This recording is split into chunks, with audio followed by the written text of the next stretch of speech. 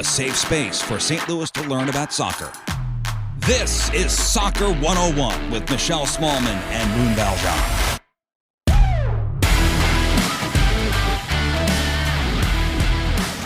Welcome back into Soccer 101. This is a safe space for St. Louis to talk about soccer. And Moon and I are so pleased to be joined by our guest this week. We have St. Louis City SC's head coach, Bradley Carnell, joining the podcast. Coach, thanks so much for the time. How you doing? Very well. Thanks, Michelle, for having me over. Excited to have a couple of minutes chat with you guys. Welcome, Coach Carnell. I just want to say huge honor to have you here. We are such fans, and thank you for everything you've done for this city and for Giant fans like us here in St. Louis. Okay, Michelle, take it. Okay, well, Coach, you're sitting there at 9-2-5. You're still at the top of the table in the Western Conference. You're having tons of success so far this season, but I want to know how things have shifted for you. So you come in as an expansion team. This is the first time that this group of players is playing together, the first time you're coaching this group. What were the expectations at the beginning of the season, and how have they changed up until this point? Yeah, it's an interesting one, right? So I always said to the group, whether it was in preseason or we started off on that fairy tale run of 5-0, I said we set the standard every single time. So, the only people we are watching is ourselves. We hope that would have made us competitive. And we could see after the first two scrimmages in preseason that, man, we were damn competitive. So it was pretty fun to watch straight away and off the bat. And I think even more so impressive than the performances was the commitment to the group, the commitment to the collective, and just the honesty and the humility everyone's brought to the table. And just knowing we have an amazing landscape here, an amazing platform to do our job. So every day we come to work, we should be all pinching ourselves because we've been given a great foundation to work and thrive in, right? We've been given the tools to really grow and get things together as a group going. So now, what is the result of that? I think success is now a result of that, right? If you have all those pillars in place and, we've done strategic scouting throughout the last couple of months to get this group up and going. We did all the Zoom calls, all the interviews, we did all the due diligence to get the player profiles, down to point. So how does that all come together? It doesn't always pan out, but, I think Lutz has done an amazing job, and we've all committed to the bigger picture and, and that's why we are where we are. Yeah, the entire organization has just done such an incredible job. Has been so impressive from the stadium build to how you guys have operated the team and the lineup. And when you guys first came out, obviously, everybody has a big part, like you said, in player profiles and all that. But you're the one making decisions on who to put on the field. And we had heard a lot in preseason about how the pitch was built a little bit more narrow. You guys were going to be an attacking, counter-attacking sort of speed-built sort of team. Yeah. And within a few weeks, we were seeing debuts of guys like Joe Aquini in Matchday 2 and a few others. And you were kind of mixing and matching, and we were seeing a lot of different players. And obviously, you guys have done an incredible job. But what is the decision-making from a fresh team perspective and changing up the lineup and maybe the formation here and there for those first couple matches? What is the decision-making for a coach that goes into that kind of stuff to then get us to 5-0 out of the gate like that? Yeah, I just think it's, I've spoken about the internal competition drives us, and helps us guide us in terms of match day decisions. As well as executions, right? So just thinking about, how we've had, 13, 14 different goal scorers. I think we've used 26 or 27 out of 28 or 29 players on the roster type of thing. So, we've committed to everyone and we thought, everyone has a fair chance. Everyone got over 350 minutes in preseason in terms of giving us, I always said to the players, you guys are like salesmen. You got your sales pitch to me. You go out on the field and you hand out your business card. So give me your business card and show me what you got. So this is the kind of mentality we had and the group committed to it. And, I think the group saw that everyone, there's no favoritism with me. You have to bring it every single day on the field. And whether you're a DP or whether you're the rookie on the team. So you've all got a fair shot at this. So, and I think that's what we wanted to do with the group very early on.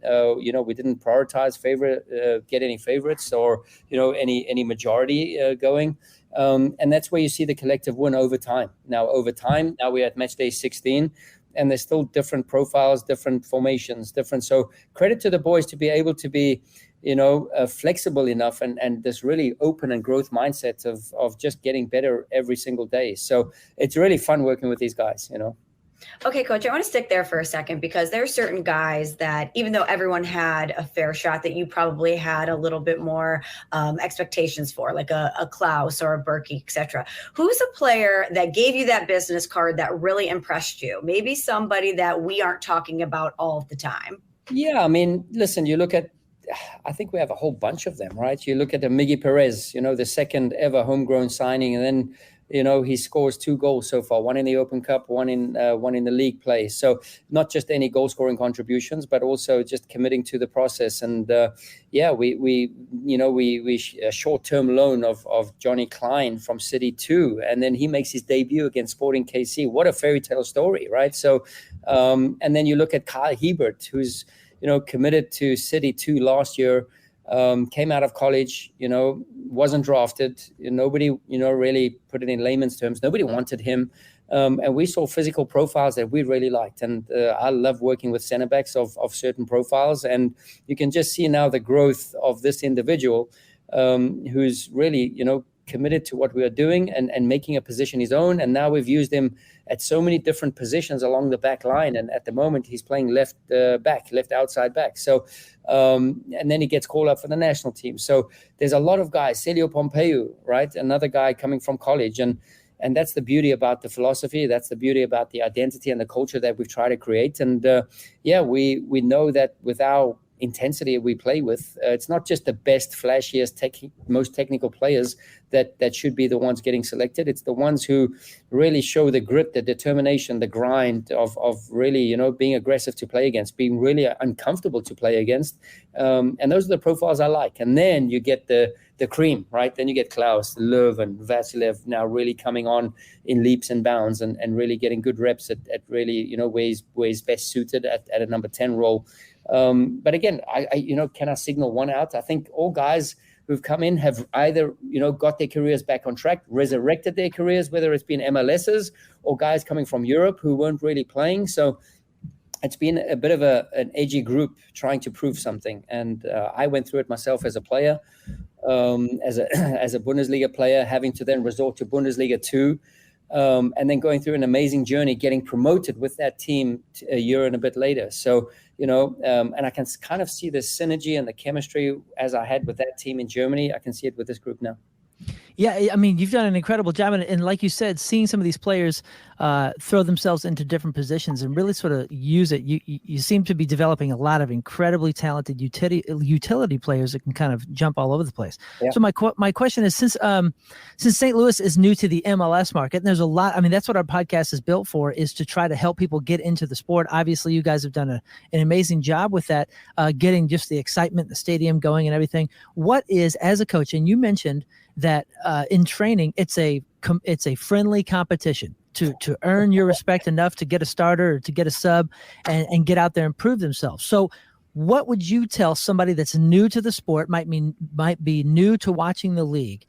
What should they be looking for in a player other than stats? Because we got a lot of people. I would crash on a couple players and I'd be kind of hard on them and say that, they need to pick this up or whatever it was. But people would argue with me and talk about stats. And I'm saying there's so much more you're looking at than just stats. What are you as a coach looking at? And what would you suggest someone new to the sport to be looking at in these players while they're playing on and off the ball? Yeah, I would say anything you've ever learned about the game, crumple it up and throw it away, because our philosophy is totally different, right? So we want to play vertical in transition. We want to get to the opponent's goal as high as possible, right? So we want to turn over the balls. We want to defend forwards and defend brave. So traditional soccer, I would say laws, rules, restrictions, usually, if there's a big turnover or a transition, the first mindset is run back and defend your goals, right? We actually go the other way. We defend forwards and collapse as a group around the ball. So our orientation is always the ball. So, and it takes a fearless warrior. It takes a lot of bravery to go out of your comfort zones and play like that instinctively. So, and we have a lot of these guys who have come in and we've seen glimpses of that. And it's a commitment. It's a work in progress every single day. You said friendly competition in training.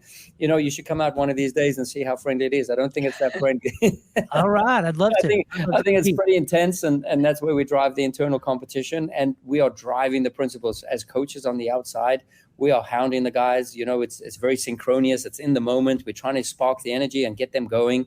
So for us, it's just about a commitment, whether it's in the front office, whether it's in the coaching staff, or whether it's in the players and everybody around the players, just making sure that we live almost on edge. And it's a lifestyle. It's not just, it's not just pitching up and you unwrap your suit and you get into another suit and you become this automatically a different soccer player. No, I feel you have to live it. We have a ping pong table downstairs. It's highly competitive. There's 3 different leagues, and you can only get into the one league if you bounce somebody off the other league. So it's a promotion relegation. So everything we do is based on competition, right? So everything we do is based on principles, and everything we do is just a commitment to the group. So yeah, again, I sit here every day just pinching myself and enjoying the moment. Okay, Coach. So who's the best ping pong player on the team? We need to know. So Isak Jensen is by far, if I said by far, the probably Indy Vassilev will, so Kyle Hebert, Indy Vassilev, Isak Jensen are probably the 3 best ones at the moment. Wow. I'm probably number 10, maybe 10. Yeah. Okay, and then who needs to pick it up? Who's actually struggling in the ping pong department? Who's actually struggling? I don't know. Jared Stroud, always gets picked on. Not sure if it's Miggy Perez, but there's a couple of staff right at the bottom. So the staff first need to pick up the game. I love it. Well, as a coach, I mean, there are superstar coaches, and as people get into the sport, they start understanding really the importance of the head coach, of the manager, and we'll start following managers. I myself, enormous Sir Alex Ferguson fan. Of course, the Klopps, the Arsene Wenger's. I mean, what does somebody do to get? I know you've been in the MLS for now, 7 seasons now, and you've had such an experience in so many different leagues. What would you say to somebody that's interested in coaching? What is the path to become an MLS head coach? I mean, this is something that I myself am interested in, and I know plenty of people are, because maybe they're not players, or maybe they're former players, and they're really watching the tactics, the formations, all of it that goes into becoming the next coach, Bradley Carnell. I think authenticity, I think you can look at so many role models, and you can look at so many coaches, and there's so much content, whether it's YouTube or what have you, but I think you can all learn the game, right? But can you, in those moments, and I grow every single day, I see new things, and my players challenge me in many ways, and the staff and I discuss and find ways to get better every single day, and try and keep on progressing as coaches, as people, as man managers. But I would say, it's just not a copy and paste. Every day you get faced with new challenges, whether it's trying to manage the individual, and I think the higher you go up the ladder, I think it becomes less about the tactics. It becomes, obviously tactics are a very important piece of it. It becomes about how you manage the person. And I think because you're dealing with people, you're not dealing with robots. You're not, it's very easy to, just be, on and off like a switch, right? You do this like this and just be very rigid. There's always a bit of flexibility to find within it. So, if I have to look at myself, I'm a very against the ball oriented coach, right? So very, high pressing, high energy, high octane. But the group I have right now, I would say they're a bunch of good soccer players too. They're very technical. So it's not all just about pressing, running, like crazy headless chickens. We have to now have some structure, some process, and build in some moments where we actually enjoy the game, where we actually enjoy our possession. And our possession doesn't mean we have to have 85% passing accuracy. I think we're the lowest in the league with the passing accuracy, but I mean, we have a high goal scoring chart. If you map out where we are in the league with our goal scoring chances, I think we're in the top 5 or 6 teams, shots off on target. We are also right up there. So again, verticality, first pass forward, the range and sequences of our passes are all, so as a coach, you need to find your way and stay in that lane. You cannot be a master of all the trades. So whether you commit to the possession or whether you have to commit to one process and find your niche and find your way to get better within that first, before you start venturing out and fanning out, in other areas of the game. Well, Coach, as we are right there about the halfway point of the season, what have you learned about this group as players and as people? So I feel that sometimes the more pressure that my group gets put under, the more they step out and enjoy the moment. So I'm really happy with that, because we've been in pretty adverse situations. You know, we go 5-0. How do we deal with that? How do we deal with these emotions? It's never been done in the MLS. It's never been accomplished what we've accomplished, right? And then we fall into a little bit of a divot. We fall into a little bit of a hole.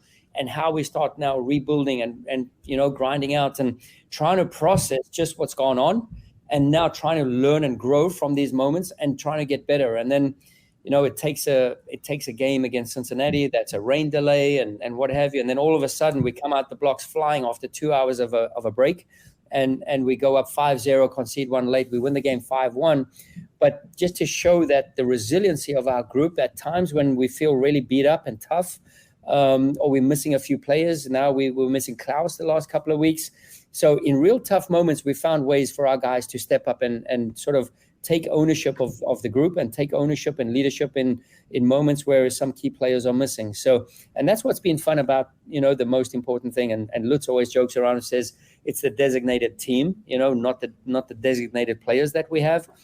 And you can see that at so many moments throughout our training sessions, throughout the little group projects that we might do and initiatives. And there's a bunch of guys willing to stand up and take ownership, so which is great. Well, speaking of Klaus, Coach, what sort of update can you give us on him? So I think, you know, a couple of days ago, I think a week ago, I gave a 2-week update. So just, you know, we have about another 8 to 10 days before we give another update. Okay. So I don't imagine any new, you know, things happening within the next 8 to 10 days, which is pretty unfortunate. But Klaus knows his body best. You know, he had a little similar issue last season, and he knows his body really well. So we progressed him to a moment where we thought he's coming back. And unfortunately, he wasn't ready. So we just shut him down straight away.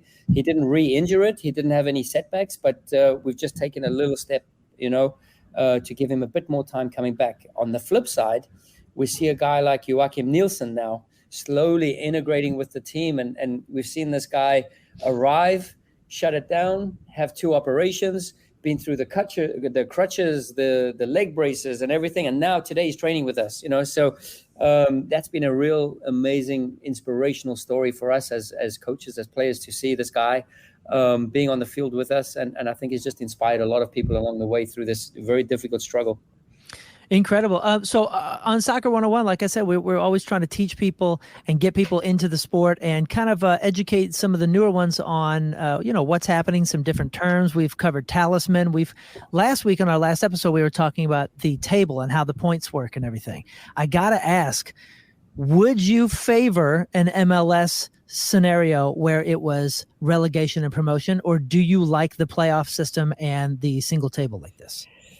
Yeah, listen, I mean, obviously growing up and coming out of an environment where pro-rel, you know, type of game format is normal, traditional, right? So obviously my mindset is a little bit more attuned and accustomed to the promotion relegation, right? So it took me a couple of seasons to kindly feel comfortable at home with the playoff scenario. And I would say, you know, the most awkward or the most, you know, uncomfortable or disappointing moment in 2018 when the Red Bulls, you know, we go on and win the Supporters Shield, and you're trying to explain to everyone in Europe or back home in South Africa that, yeah, we kind of won the league, but we didn't win the cup. Like, and they were like, what are you talking about? You know, so trying to educate the rest of the world about how we do things here in America. But I believe if you're part of a league and you're part of a project and a program, you know, I think the only way to get the benefit out of the program is to commit to it. So right now I'm in the fully committed, you know, side of the MLS. And sometimes it's something that we don't quite understand, because you go 34 games, which is a real stretch of a season. You know, you endure the injuries, the summer months, the winter months, the travel, and to come out on top after 34 games and you don't really get rewarded for, you know, that you can go on a playoff run and win a couple of rounds, 3-4 more games, and now you become champions, you know, which is almost, you know, a little bit ironic in its own sense. But you know, you have to commit to that and you know, enjoy this process too. So I'm a little bit impartial there because, you know, I committed to one way as a player my whole life, and I've been promoted and I've been relegated, so I know what it does. Right. I know what it brings to the region. I know what it brings to the front office. I know what what demolition it does to the front office, right? So if you're in the Bundesliga and you get relegated, as I have been, there's maybe 50 people that are, or 50 to 60 people that are out of jobs the very next day, right? So you think about the players, you think about the staff. So, is this I would say, slightly more relaxed atmosphere?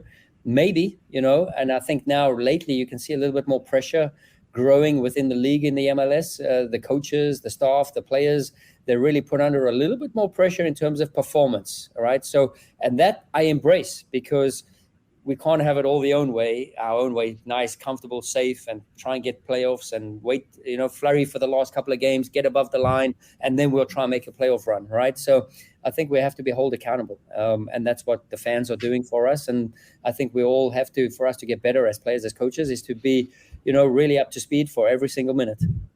I love that, and I love that you mentioned pressure and how you really love that, because I think it was Taylor Twellman a couple of days ago reiterate something that I love, and that was that pressure is privilege. And I just want to say, when you're mentioning pressure and the pressure that the team and the players and the front offices are under, I just want to say you guys have been under tremendous pressure, not only as the newest team, but a team that came out of the gate setting records that nobody knew what to expect from, and then all of a sudden now all the expectation is on you. So I just want to thank you personally, and it's such an honor to be a fan of this team and this region and this fan group that supports you guys. And you guys have been just exemplary. Your communication with people like us, with the community, with the league, all eyes are on us, and you guys have accepted this pressure as privilege and done such an exceptional job. And I just want to say thank you for your part in it. Yeah, no, it's our pleasure. And it's almost the easy thing. That's the easy part, because from a recruiting standpoint, everybody within these four walls within the training facility is here for the common goal, right? And we almost have this, when we're hiring people here, there's no entitlement. There's no, we want to make sure that we're treating people the right way. We want to make sure that our messages are clear. We want to make sure that we're doing the things in the right way. And you can see with regards to our, what do we want to do? We want to, get connected to the community. We want to develop young players. We want to develop nobodies, right? And give them something. And I pride myself in doing that dirty work. We pride ourselves as coaches in going the long haul and going all the way and making sure we make this a project that's sustainable.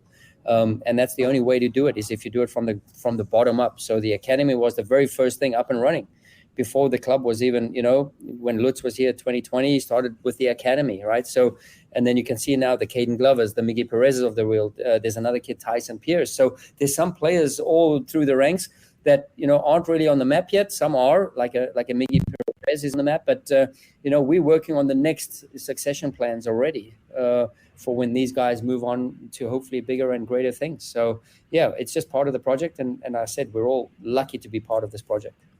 Okay, last thing for me, Coach. You can control a lot of things. You can control the tactics. You can control the roster that you put out. I wish it was that easy. Yeah, you can control the message, right? You can control the culture. You can't control the fans, and you can't control the environment in which your team plays. But with that being said, how pleased have you been with the home environment that City SC gets from St. Louis and from its supporters? Yeah, I would say it's ridiculous. I think it's incredible, something that's so unique to the league. Like, I've traveled to every stadium, right? And there's a couple of new teams on the block now as well. You think about Austin, who's got a great one, Nashville, who's got a really good one. But I think the culmination of the history of St. Louis, right? The sports fanatic in the St. Louisan, and then bringing soccer to St. Louis, and then with the way and the style of, so we can control the way we play, right? I think with the energy and the style we play, almost excites the fan, right? It just becomes 90 minutes of like bumper cars and chaos. And, we just try and keep the St. Louisan or the fan on the edge of their seats. And that's what we can control.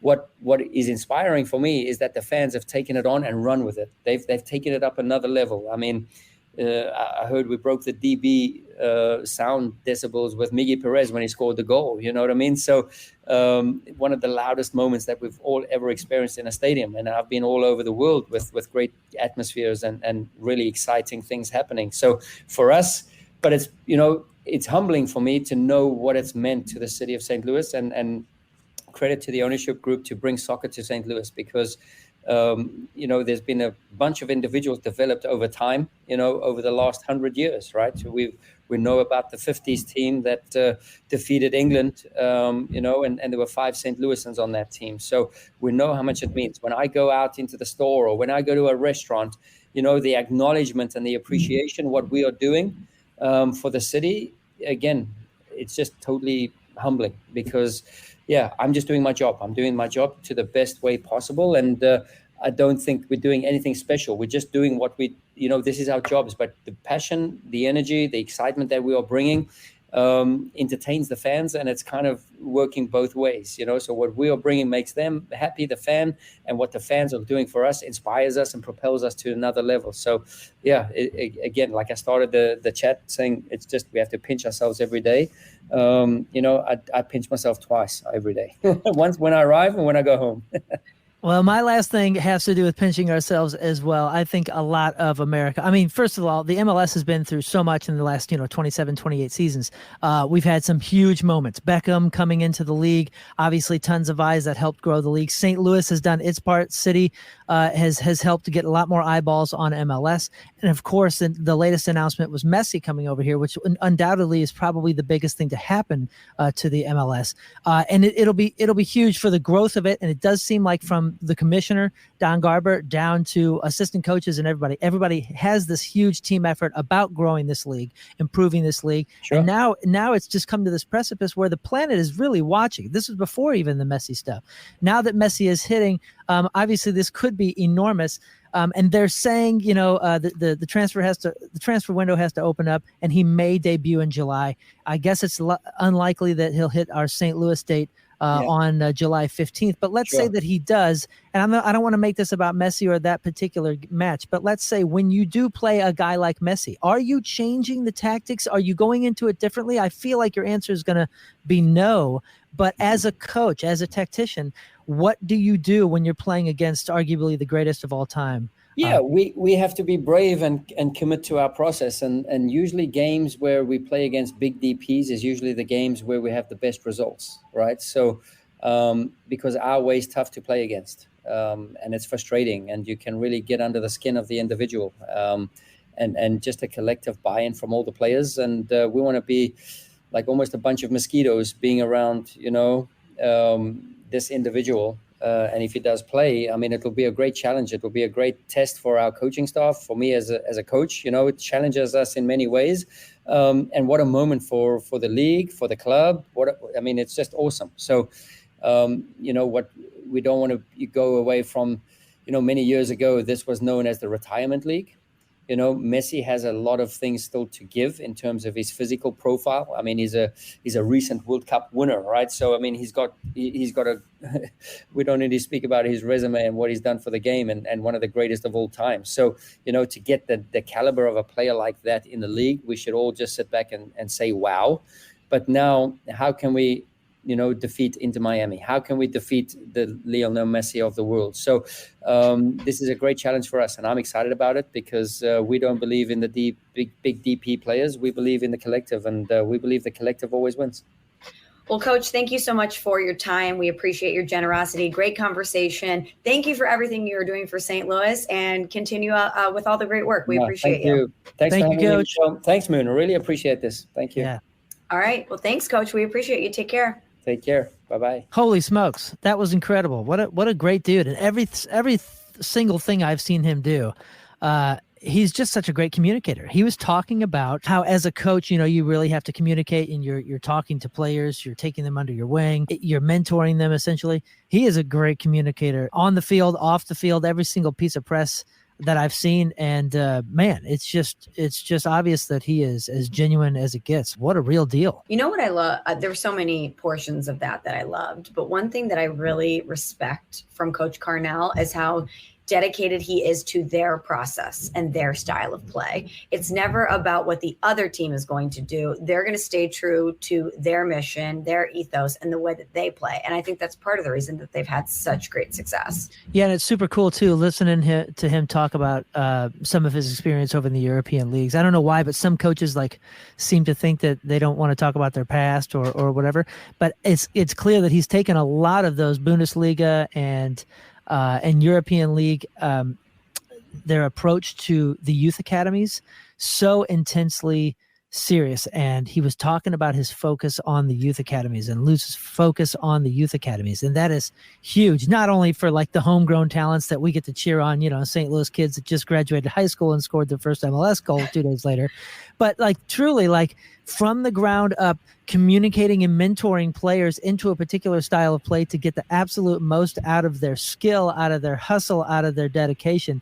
It's very cool that we've brought that since day zero, days sub 2 years from when the team was fielded. And I'm so glad that he is committed to that, like the club has been committed to it before he was even brought to St. Louis. Just what a perfect pairing, what a perfect package, man. Lutz really put it together here with Coach Carnell.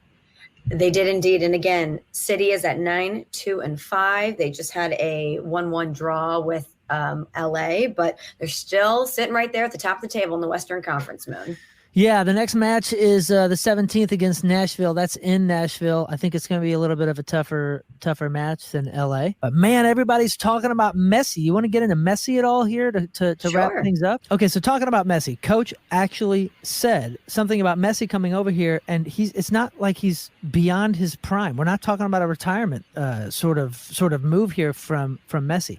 Messi just won the World Cup last year. So he is fresh on the freaking FIFA World Cup championship. This dude has 800 plus something goals, over 350 assists, and over 1,000 appearances for club and country. That's just club and country. Don't forget, this kid has been tearing through competitors since he was a child. He's the all-time leading goal scorer for Argentina and for Barcelona. The guy won the Copa America in 2021, the Finalissima in 2022.